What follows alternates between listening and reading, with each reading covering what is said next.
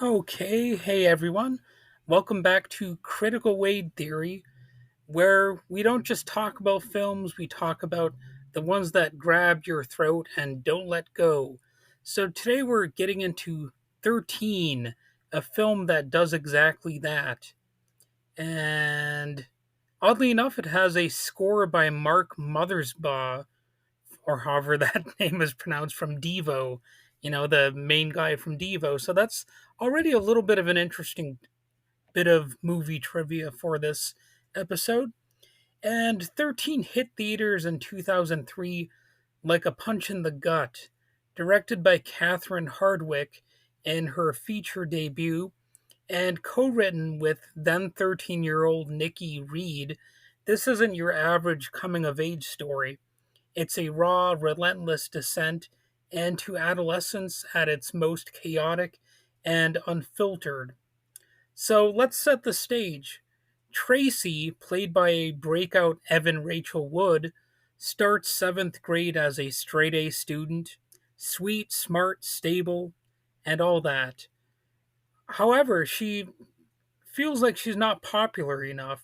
Sure, she's close with her mom, Melanie, a recovering alcoholic played with heartbreak and grit by Holly Hunter, but there's just something missing in Tracy's life. But then comes Evie.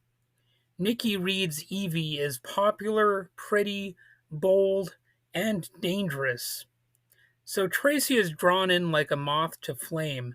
Shoplifting, drug abuse, sex, self harm. It spirals fast, and the transformation is brutal. This isn't teen drama dressed up in gloss. This is girlhood stripped to the bone, so to speak. And you're going to end up with characters yelling, laughing, doors slamming, all that kind of stuff. But it's also going to be a bit of a dark descent, so be prepared for that. And speaking of which, let's talk about the themes here. There's peer pressure, sure, but deeper than that, 13 is also about identity, the kind you build, the kind you destroy, and the kind you inherit, I suppose. That's about what it costs to be accepted and how far someone will go to avoid feeling invisible. It's a film about mothers and daughters, too, about love that's messy, fierce, and sometimes powerless in the face of trauma. Holly Hunter, who earned an Oscar nomination for this role, carries that tension like a live wire. And you really understand Holly Hunter's character, and of course the younger characters too. They're really depicted in a way that makes you understand what they're going through and why they're making the sort of decisions that they're making.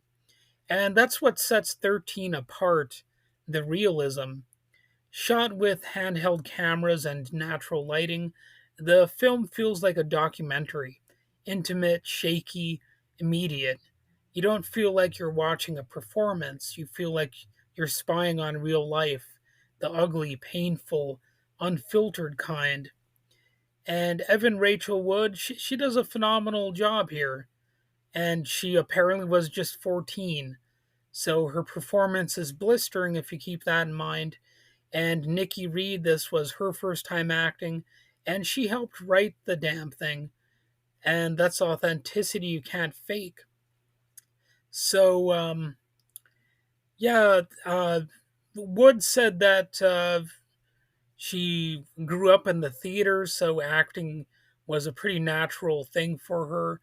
But this was most certainly a decent performance, and one would hope uh, a good at early acting experience. She definitely got some acclaim, and there was some cultural impact from this film. People weren't ready for it.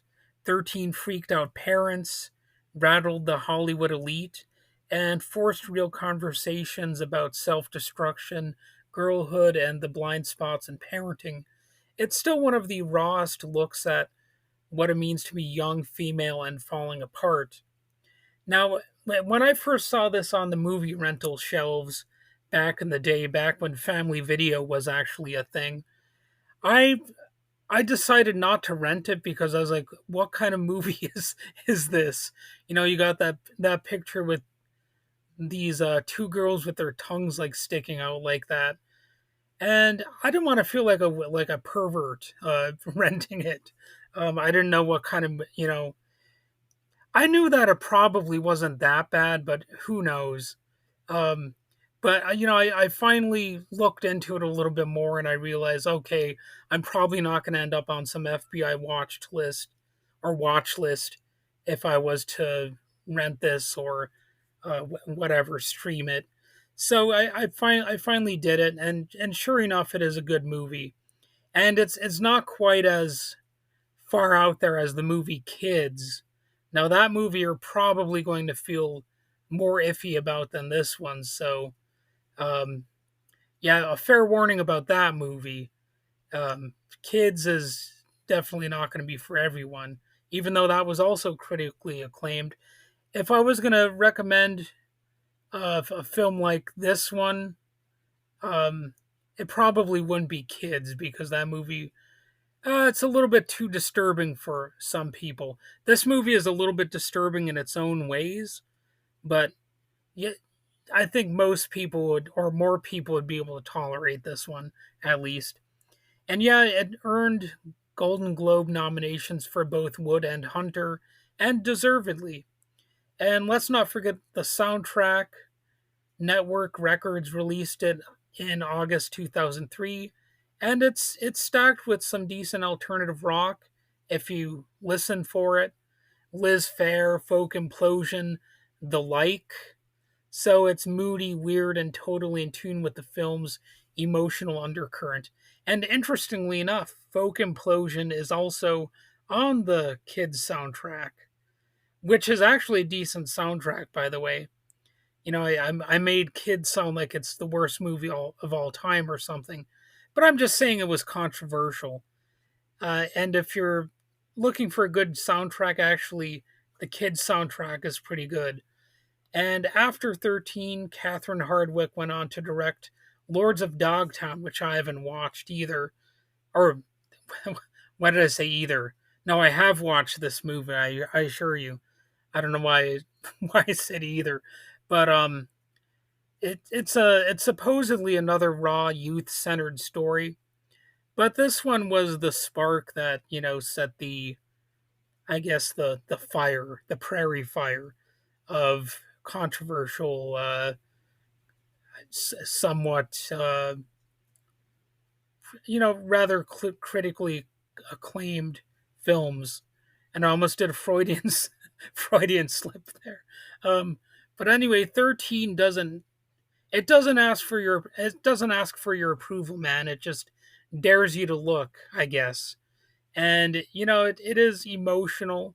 It's not like an eerie movie, really. It's it's not one of those dramas that's bordering on being a thriller or a spooky movie in some way. It's really more like a dramatic uh, movie where the characters come apart at the seams. That's really more of the tone that this one carries.